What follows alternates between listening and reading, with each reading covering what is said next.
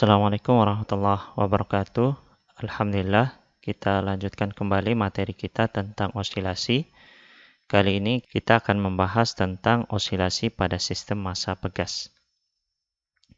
Sesuai dengan namanya ya, ini adalah sistem massa pegas.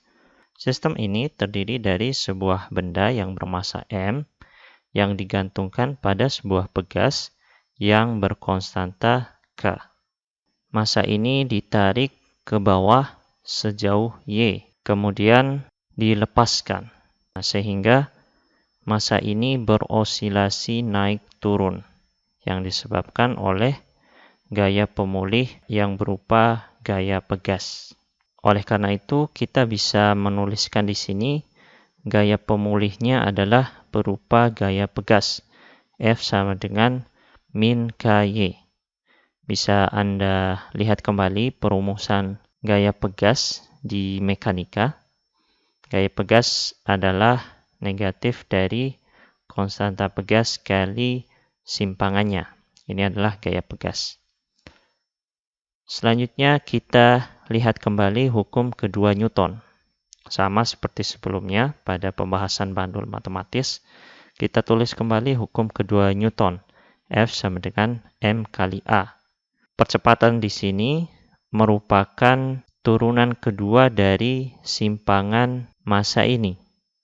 Sehingga bisa kita substitusi percepatan ini menjadi d2y per dt kuadrat. Kita substitusi persamaan 1 dengan persamaan 2. Kita substitusi persamaan 2 sama dengan persamaan 1. Kemudian kita pindah ruas. Min KY dipindah ke kiri jadi plus. Kemudian kedua ruas sama-sama dibagi dengan M.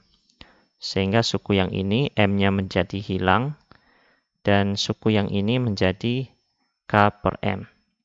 Sehingga kita memperoleh persamaan diferensial untuk gerak osilasi pada sistem massa pegas. Dan jika kita bandingkan persamaan diferensial dari sistem massa pegas ini dengan persamaan diferensial yang sudah ada, maka bisa kita simpulkan bahwa omega kuadrat adalah sama dengan K per M. Ini sama seperti sebelumnya ya. Ini persamaan diferensialnya dalam bentuk Y, dalam variabel Y, sementara persamaan diferensial ini dalam variabel X. Sama saja. Nah, sehingga bisa kita simpulkan bahwa omega kuadrat sama dengan K per M. Nah, dari sini omega kuadrat sama dengan K per M. Omega kita substitusi menjadi 2πf, sama seperti sebelumnya. Dan kita akarkan kedua ruas, sehingga menyisakan 2πf, ini menjadi akar K per M. Kemudian kalau kedua ruas dibagi dengan 2π, maka suku yang sebelah kanan akan menghasilkan faktor seper 2π. Oleh karena itu, frekuensi sama dengan seper 2π akar K per M. Frekuensi inilah yang disebut frekuensi alamiah atau frekuensi natural dari sistem massa pegas. Jadi, frekuensi alamiah dari sistem massa pegas bergantung pada konstanta pegas K dan massa yang digantungkan pada pegas tersebut.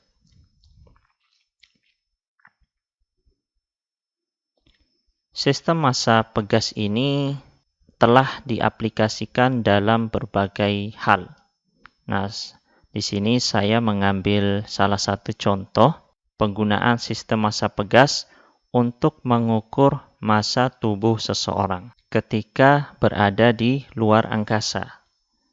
Berbeda dengan ketika orang masih di bumi, karena terdapat gaya gravitasi yang bisa digunakan untuk mengukur massa tubuh seseorang.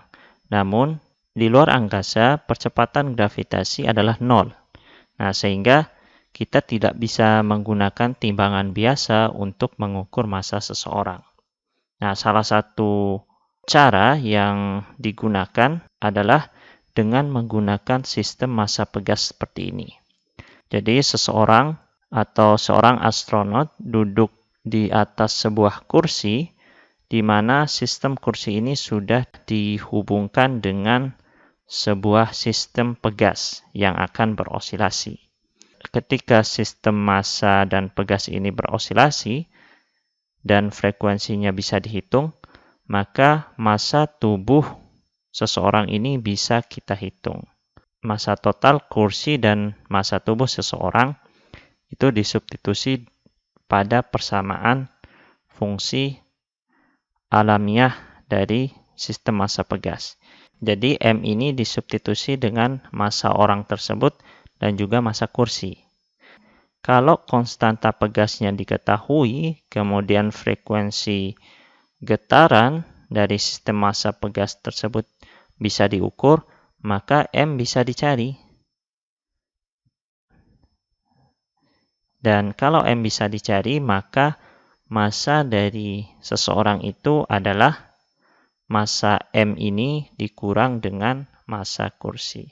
Sehingga kita bisa memperoleh massa dari seorang yang berada di luar angkasa tanpa harus menggunakan timbangan yang biasa. Itulah salah satu aplikasi dari sistem massa pegas ini. Sekian untuk pembahasan sistem massa pegas. Pada video berikutnya kita akan lanjutkan pada pembahasan osilasi teredam. Assalamualaikum warahmatullahi wabarakatuh.